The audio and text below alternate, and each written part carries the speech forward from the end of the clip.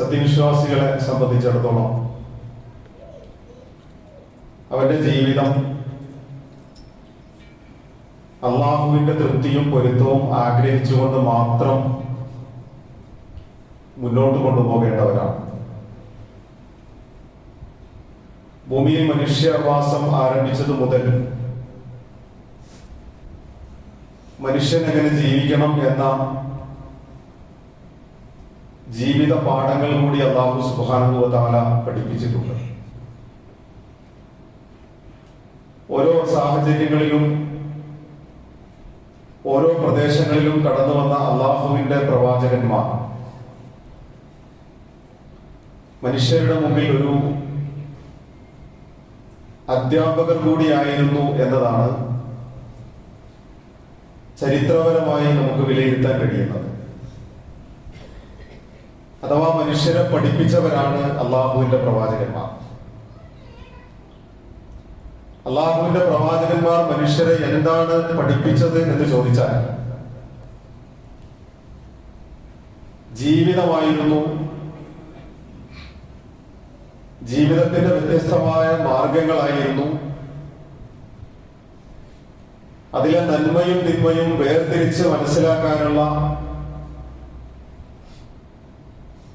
ഉപാധികളായിരുന്നു അള്ളാഹുവിന്റെ പ്രവാചകന്മാർ പഠിപ്പിച്ചത് എന്ന് ഏറ്റവും ചുരുക്കി നമുക്ക് പറയാം. ഓരോ മനുഷ്യർക്കും വ്യത്യസ്തമായ പ്രകൃതമുണ്ടാകും. ഓരോ സമൂഹത്തിനും വ്യത്യസ്തമായ പ്രകൃതമുണ്ടാകും. ആ വ്യത്യസ്തതകളിൽ നിന്നുകൊണ്ട് മനുഷ്യൻ സ്വയം രൂപീകരിച്ചെടുക്കുന്ന നിയമങ്ങൾക്കും കാഴ്ചപ്പാടുകൾക്കും അപ്പുറം അള്ളാഹുവിന്റെയും അള്ളാഹുവിന്റെ അമ്പിയ മുർസലീങ്ങളിലെയും താല്പര്യവും തൃപ്തിയും എന്ത് എന്നതായിരുന്നു ഈ പ്രവാചകന്മാർ പഠിപ്പിച്ചത്. അഥവാ ഞാൻ സൂചിപ്പിച്ചു വരുന്ന വിഷയം മനുഷ്യന്റെ മുമ്പിലെ ഏറ്റവും വലിയ ചില പ്രശ്നങ്ങളിൽ ഒന്നാണ് അവന്റെ സാമ്പത്തിക വ്യവസ്ഥ എന്ന് പറയുന്നത്. ഒക്ടോബർ 30 ഇന്ത്യയിലും ഒക്ടോബർ 31 ആഗോളതലത്തിലും മിതവ്യയ ദിനം എന്ന പേരിൽ ഒരു ദിനമായി ആചരിക്കപ്പെടാറുണ്ട്. യഥാർത്ഥത്തിൽ സത്യവിശ്വാസികളെ സംബന്ധിച്ചിടത്തോളം നമ്മൾ ആലോചിച്ച് നോക്കൂ, നമ്മുടെ ജീവിതത്തിൽ അല്ലാഹു സുബ്ഹാനഹു വ തആല ഏറ്റവും കൃത്യമായി പഠിപ്പിച്ച അച്ചടക്കത്തിന്റെ ചില പാഠങ്ങളാണ് സാമ്പത്തിക മേഖലയിലുള്ളത്. സമ്പത്തില്ലാതെ മനുഷ്യന് ജീവിക്കാൻ കഴിയില്ല. സമ്പാദിക്കുകയും ആ സമ്പാദ്യം തന്റെ ജീവിതത്തിന്റെ ഇംഗിതങ്ങൾക്കനുസരിച്ച് വിനിയോഗിക്കുകയും ചെയ്യുമ്പോഴാണ് കെട്ടിക്കിടക്കാനുള്ളതല്ല സമ്പത്ത് എന്ന് ചുരുക്കം. അത് സമ്പാദിക്കാനുള്ളതാണ്, അത് വിനിയോഗിക്കാനുള്ളതാണ്.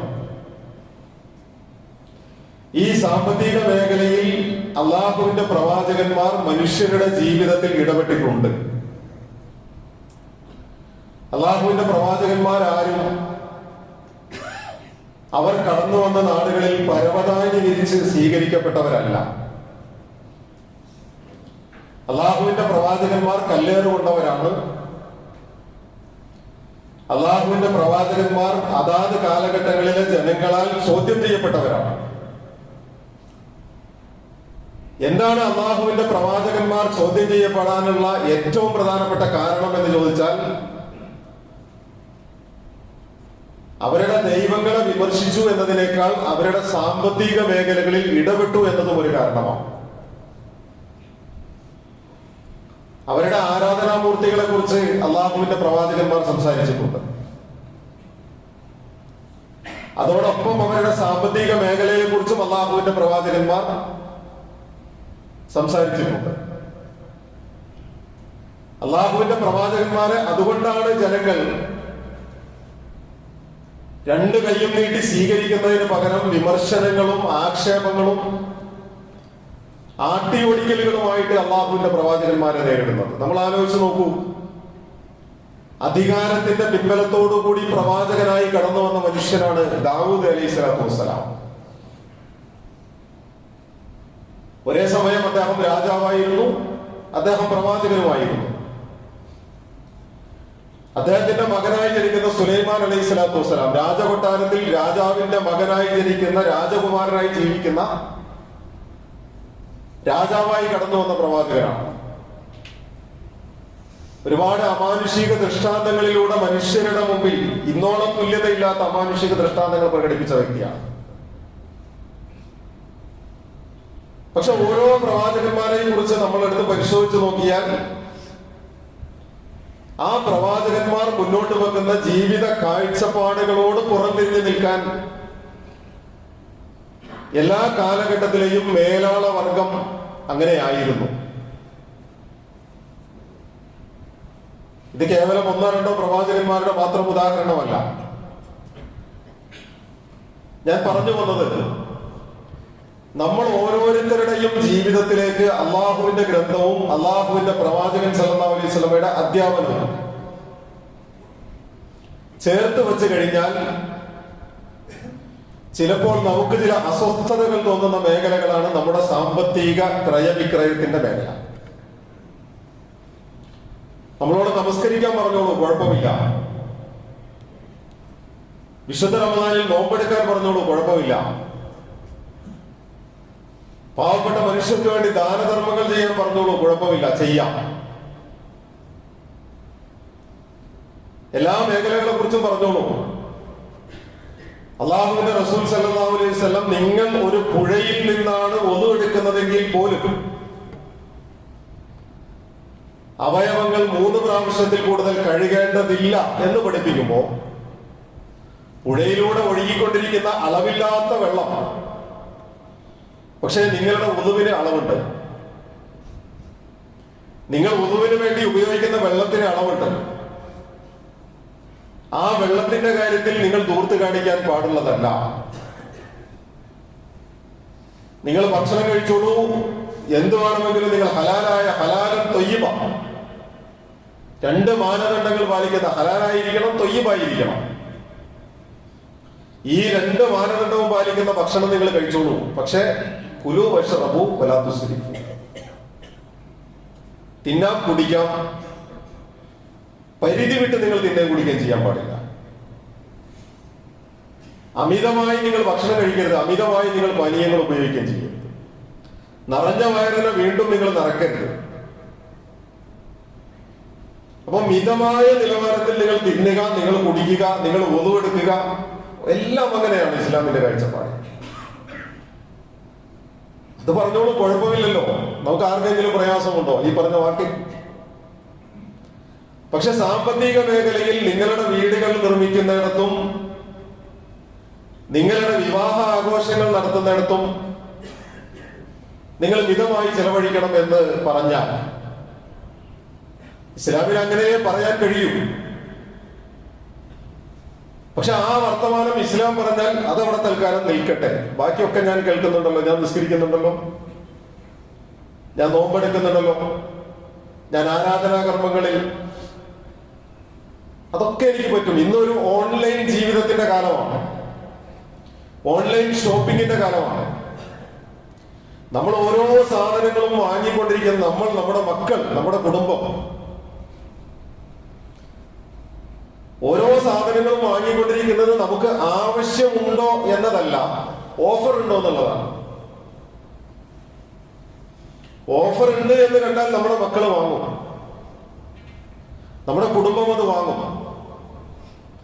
ആവശ്യമുണ്ടോ അത്യാവശ്യമുണ്ടോ ഈ പരിഗണനകളല്ല നമ്മുടെ മാർക്കറ്റുകളെ നമ്മൾ സ്വീകരിച്ചുകൊണ്ടിരിക്കുന്ന സമീപനം.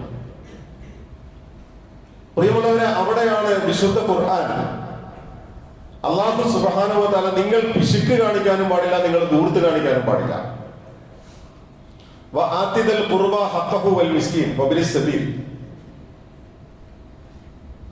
നിങ്ങൾ നിങ്ങളുടെ അടുത്ത ബന്ധുക്കൾക്ക് വേണ്ടി നിങ്ങൾ ചെലവഴിക്കണം,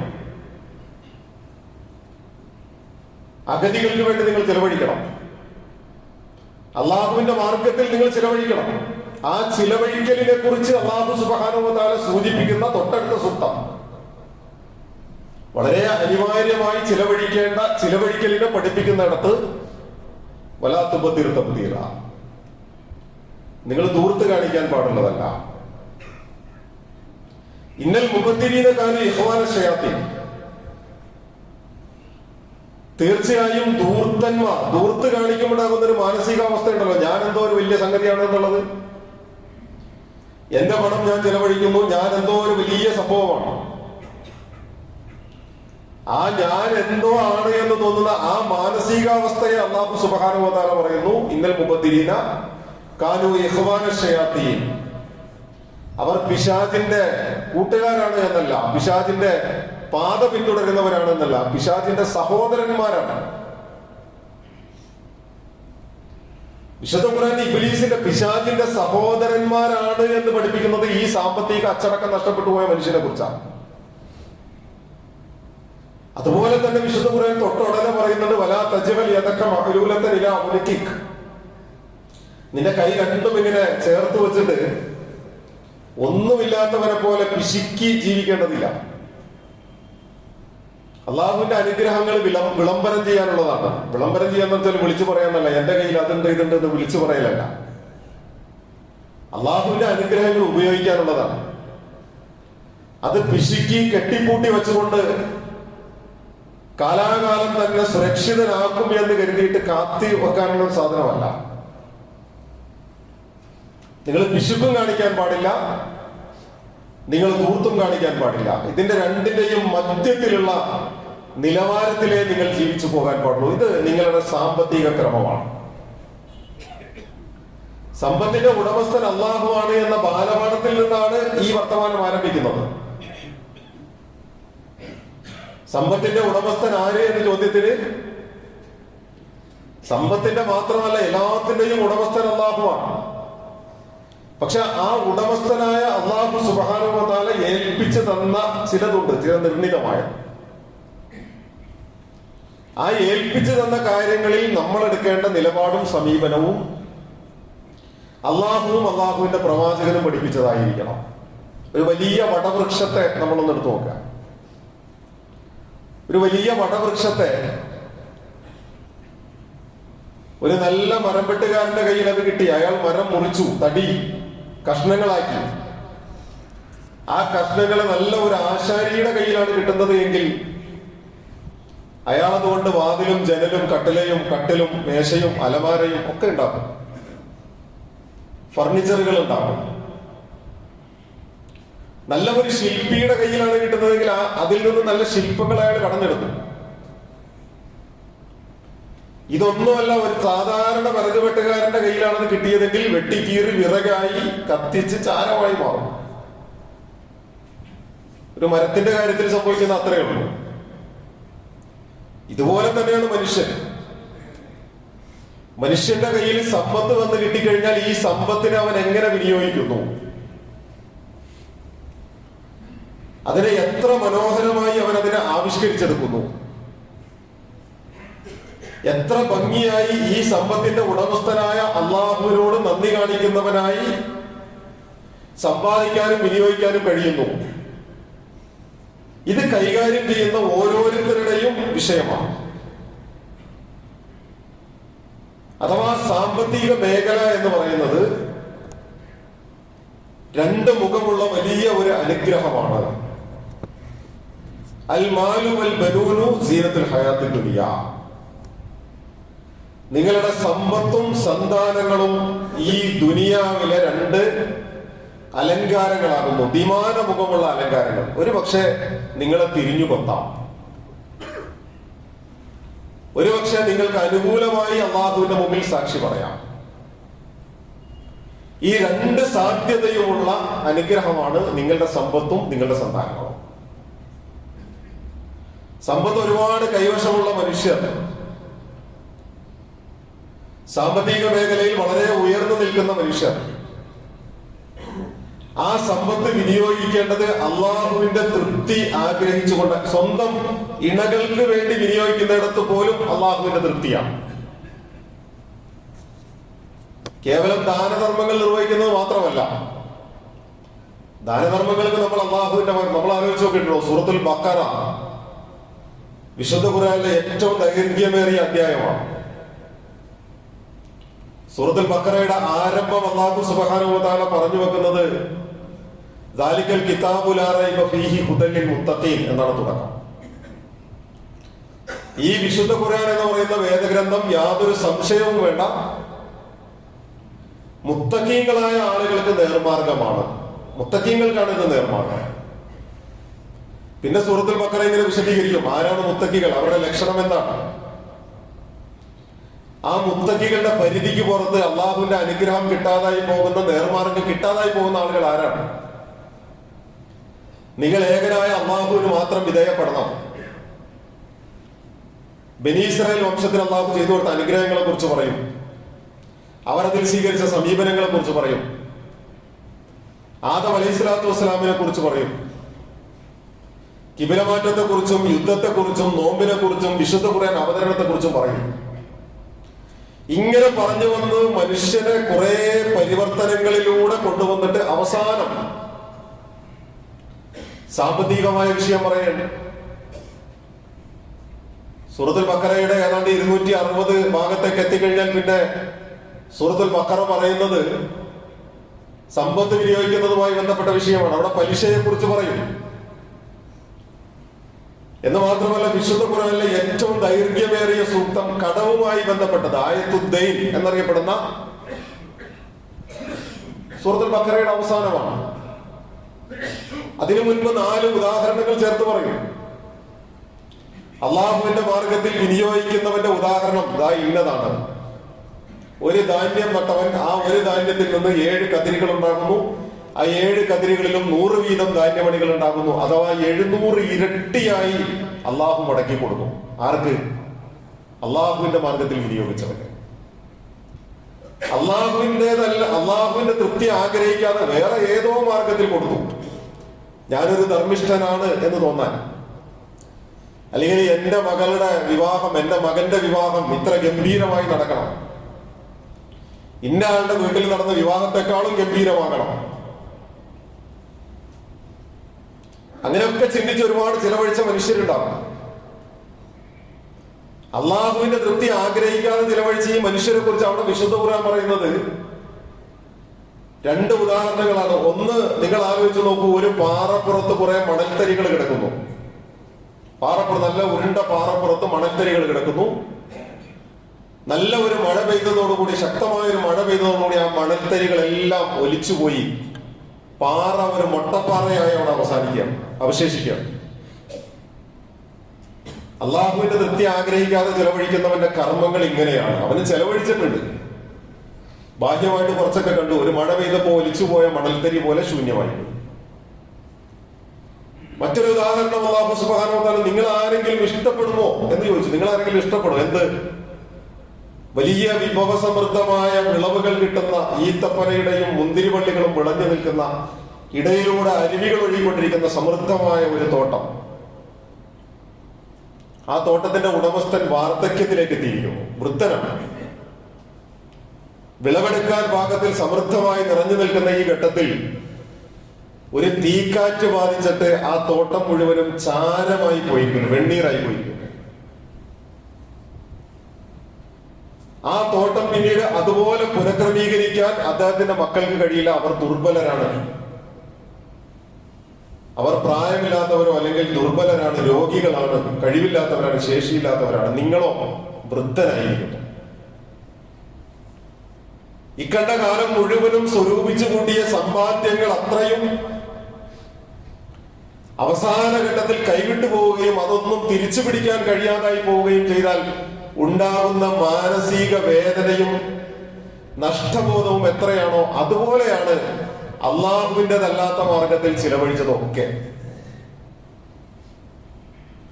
വേറെ പല ആഗ്രഹങ്ങളും നിങ്ങൾക്കുണ്ടായിരുന്നു, വേറെ പല നിയ്യത്തുകളും ഉണ്ടായിരുന്നു, അതൊക്കെ കിട്ടിയിട്ടുണ്ടാവും ദുനിയാവിൽ. പക്ഷെ പാറപ്പുറത്ത് വീണ മഴ പോലെ ആ മണൽത്തരികൾ ഒഴുക്കി കളഞ്ഞതുപോലെ എല്ലാം നിഷ്ഫലമായി. ഇത് സാമ്പത്തികമായ അച്ചടക്കം പാലിക്കാത്ത മനുഷ്യരെ സംബന്ധിച്ചിടത്തോളം വളരെ ഗൗരവപൂർവ്വം പഠിച്ചെടുക്കേണ്ട പാഠഭാഗങ്ങളാണ് സൂറത്തുൽ ബഖറയുടെ അവസാന ഭാഗം നമ്മുടെ മുമ്പിൽ പറഞ്ഞു വെക്കുന്നത്. അഥവാ ഞാൻ സൂചിപ്പിച്ചു വന്നത്, നമ്മൾ ഓരോരുത്തരും നിരന്തരം ക്രയവിക്രയം ചെയ്തുകൊണ്ടിരിക്കുന്ന നമ്മുടെ സമ്പത്ത് അള്ളാഹുവിന്റെ മുമ്പിൽ മറുപടി പറയേണ്ടി വരുന്ന ഏറ്റവും വലിയ അനുഗ്രഹങ്ങളിൽ ഒന്നാണ്. എവിടെയും കണക്ക് ബോധിപ്പിക്കാനില്ലാത്തതല്ല. എന്റേതാണ്, എന്റെ ബിസിനസ്സാണ്, എന്റെ വരുമാനമാണ്, എനിക്ക് ആരുടെ മുമ്പിൽ കണക്ക് ബോധിപ്പിക്കാനില്ല. എപ്പോഴും അകലത്തും ആലല്ലുപത, ഞാൻ എത്ര പണമാണ് നശിപ്പിച്ചത്, ഞാൻ എത്ര സമ്പത്താണ് നശിപ്പിച്ചത്. ചിലപ്പോ ചില ആളുകൾ വലിയ വായിൽ അങ്ങനെ പറയാറുണ്ടല്ലോ, ഞാൻ എത്ര സമ്പത്ത് നശിപ്പിച്ചിട്ടുണ്ടെന്നറിയോ? പ്രിയമുള്ളവരെ, അങ്ങനെ പറയുന്നവരെ തൗബ ചെയ്യണം. കാരണം ഒരു സാഹചര്യത്തിൽ ജാഹിലിയ സ്വഭാവങ്ങൾ ഉണ്ടായിരുന്ന ഒരു ഘട്ടത്തിൽ ചിലപ്പോ എങ്ങനെ സമ്പാദിക്കണം, എങ്ങനെ വിനിയോഗിക്കണം, ഇതൊന്നും അറിയാതെ ഹറാമും ഹലാലും വേർതിരിച്ചറിയാതെ സംഭവിച്ചു പോയ സംഭവങ്ങൾ ഉണ്ടാകും. സ്വാഭാവികമാണ്, മനുഷ്യരാണല്ലോ. ഞാൻ പറയുന്നത്, അങ്ങനെ സംഭവിച്ചു പോയതിന്റെ പേരിൽ ഈ കാലഘട്ടത്തിൽ ഊറ്റം കൊള്ളുകയല്ല, തൗബ ചെയ്യുന്നവനാണ് സത്യവിശ്വാസി. കാരണം എനിക്ക് അബദ്ധം സംഭവിച്ചിരിക്കുന്നു, എന്നെ എന്റെ റബ്ബ് സൂക്ഷിക്കാൻ ഏൽപ്പിച്ചതിൽ നിന്ന് ഞാൻ എന്റെ ഇഷ്ടങ്ങൾക്ക് മാത്രം പ്രാമുഖ്യം കൽപ്പിച്ചുകൊണ്ട് ഞാൻ മുന്നോട്ട് പോയി. ഞാൻ അശ്രദ്ധനായിരുന്നു, എനിക്ക് തെറ്റുപറ്റിയിരിക്കുന്നു, അബദ്ധം സംഭവിച്ചിരിക്കുന്നു, പടച്ചവനെ നീ എനിക്ക് പുറത്തു തരണം. നമ്മുടെ സാമ്പത്തിക ഇടപാടുകളിൽ സൂക്ഷ്മത പാലിച്ചേ പറ്റും. നമ്മുടെ മക്കളുടെയും നമ്മുടെ കുടുംബങ്ങളുടെയും ജീവിതത്തിന്റെ കാര്യത്തിൽ അത്യാവശ്യമെന്നും ആവശ്യമെന്നും അനാവശ്യമെന്നുമുള്ള ഒരു കാറ്റഗറി തിരിച്ചുകൊണ്ടുള്ള സംവിധാനം ഉണ്ടാക്കണം. ഇപ്പൊ നമ്മുടെ വീടുകളിൽ പോയെന്ന് പരിശോധിച്ച് നോക്കുക. ഞാൻ നേരത്തെ പറഞ്ഞില്ലേ, ഓൺലൈൻ പർച്ചേസിംഗിന്റെ ഒരു കാലഘട്ടത്തിലാണ് നമ്മളുള്ളത്. വിലക്കുറവ് എന്നുള്ള ആകർഷകത്വവും ഓഫർ എന്ന് പറയുന്നതും കണ്ടും മാത്രം വാങ്ങിക്കൂട്ടിയ ഒരുപാട് സാധനങ്ങൾ ഉണ്ടാകും നമ്മുടെ വീടുകളിൽ. അനാവശ്യമായി നമ്മൾ വാങ്ങിക്കൂട്ടിയത്, അനാവശ്യമായി നമ്മൾ ചെലവഴിച്ചത്. ചില വിവാഹങ്ങളിലൊക്കെ പങ്കെടുക്കുമ്പോ ആ വിവാഹത്തിന് വേണ്ടിയിട്ട് ഒരുക്കിയ സ്റ്റേജിന് വേണ്ടി ചെലവഴിച്ച പണമുണ്ടെങ്കിൽ ഒരു പെൺകുട്ടിയെ കെട്ടിക്കാൻ പറ്റും. അത്രയേറെ ധൂർത്തും ദുർവ്യയവുമാണ് വിവാഹങ്ങളിൽ നടക്കുക. അത്രയേറെ ധൂർത്തും ദുർവിനിയോഗവുമാണ് നമ്മിൽ പലരുടെയും വീട് നിർമ്മാണങ്ങളിൽ നടക്കുക. അലങ്കാരങ്ങളാണ്, എടുപ്പുകളാണ്. ബാഹ്യമായി കാണുമ്പോൾ ഭംഗിയുണ്ട് എന്ന് തോന്നാവുന്ന, അതിനപ്പുറമൊന്നുമില്ലാത്ത, പക്ഷികൾക്കോ കാക്കകൾക്കോ കാഷ്ടിക്കാൻ കഴിയും എന്നതിനപ്പുറത്തേക്ക് കാഴ്ചയിൽ ഭംഗിയുണ്ട് എന്നതിന് മാത്രം ലക്ഷങ്ങൾ ചെലവഴിക്കുന്ന, കോടികൾ ചെലവഴിക്കുന്ന മനുഷ്യരുണ്ട്. ഞാൻ പറഞ്ഞു വന്നത്, മിതവ്യയമാണ് ജീവിതത്തിന്റെ ശീലമായി കൊണ്ടു നടക്കേണ്ടത് എന്നത് അള്ളാഹുവും അള്ളാഹുവിന്റെ റസൂലും നമ്മെ പഠിപ്പിക്കുന്ന പാഠങ്ങളാണ്. ആ പാഠങ്ങളിൽ നമ്മൾ ഓരോരുത്തരും നമ്മുടെ സമ്പത്തിന്റെ ഉടമസ്ഥരല്ല, സൂക്ഷിപ്പുകാർ മാത്രമാണ്. ആ സൂക്ഷിപ്പ് സ്വത്തിൽ ആർക്കൊക്കെ വേണ്ടി, എന്തിനൊക്കെ വേണ്ടി, എങ്ങനെയൊക്കെ വിനിയോഗിക്കുന്നു എന്നത് ഉടമസ്ഥനോട് കണക്ക് പറഞ്ഞുകൊണ്ടല്ലാതെ മുന്നോട്ട് പോകാൻ കഴിയില്ല. ധൂർത്ത് ഇസ്ലാം നിരോധിച്ചിരിക്കുന്നു, പിശുക്കും ഇസ്ലാം നിരോധിച്ചിരിക്കുന്നു. സ്വന്തം ജീവിതത്തിന്റെ കാര്യത്തിൽ ശക്തമായ ഞെരുക്കം അനുഭവിച്ചുകൊണ്ടിരിക്കാൻ തന്നെ മറ്റുള്ളവരെ പരിഗണിച്ചു എന്നുള്ളത്, മറ്റുള്ളവർക്ക് വേണ്ടി വിനിയോഗിച്ചു എന്നുള്ളത് അള്ളാഹുവും അള്ളാഹുവിന്റെ റസൂലും അള്ളാഹുവിന്റെ മലക്കുകളും അത്ഭുതം കൊണ്ടിട്ടുണ്ട്. നമുക്കറിയാം, റസൂൽ സല്ലല്ലാഹു അലൈഹി വസല്ലമയുടെ സദസ്സിൽ മദീനയിലാണ് ഒരു മനുഷ്യൻ കയറി വന്നിട്ട് പറയുന്നുണ്ടല്ലോ, അള്ളാഹുവിന്റെ റസൂലെ വിശക്കുന്നു, പട്ടിണിയാണ്. ഒരു മുൻപരിചയവുമില്ലാത്ത മനുഷ്യനാണ്. പക്ഷെ വിശപ്പ് എന്ന് കേട്ടപ്പോ അള്ളാഹുവിന്റെ റസൂൽ സല്ലല്ലാഹു അലൈഹി വസല്ലമയുടെ ഭാര്യമാരുടെ വീടുകളിൽ എന്തെങ്കിലും ഉണ്ടോ എന്ന് അന്വേഷിക്കാൻ വിട്ടു. ഓരോ ഭാര്യമാരും മറുപടി പറഞ്ഞു, വെള്ളമല്ലാതെ മറ്റൊന്നും ഇല്ല. വെള്ളം, അല്പം വെള്ളം ഇവിടെ ഉണ്ട്, വേറെ തിന്നാൻ ഒന്നുമില്ല. സ്വന്തം വീട്ടിൽ ഒന്നുമില്ല എന്നറിയുമ്പോൾ അള്ളാഹുവിന്റെ റസൂൽ സല്ലല്ലാഹു അലൈഹി വസല്ലം സഹാബാക്കളോട് ചോദിക്കുന്നുണ്ട്, നിങ്ങളിൽ ആരെങ്കിലും ഈ സഹോദരനെ ഇന്ന് അതിഥിയായി കൊണ്ടുപോകാൻ തയ്യാറുണ്ടോ? ആരെങ്കിലും ഉണ്ടോ ഇദ്ദേഹത്തെ കൊണ്ടുപോകാൻ? അബൂ തൽഹ റളിയല്ലാഹു അൻഹു കൊണ്ടുപോയി വീട്ടിലേക്ക്. വീട്ടിൽ ചെന്ന് ഭാര്യയോട് പറഞ്ഞു, അള്ളാഹുവിന്റെ റസൂൽ ഏൽപ്പിച്ചെന്ന അതിഥിയാണ്, ഭക്ഷണം കൊടുക്കണം. ഭാര്യ പറഞ്ഞു, ഇവിടെ നമുക്കുള്ള ഭക്ഷണമില്ല, മക്കൾക്കുള്ളതേ ഉള്ളൂ.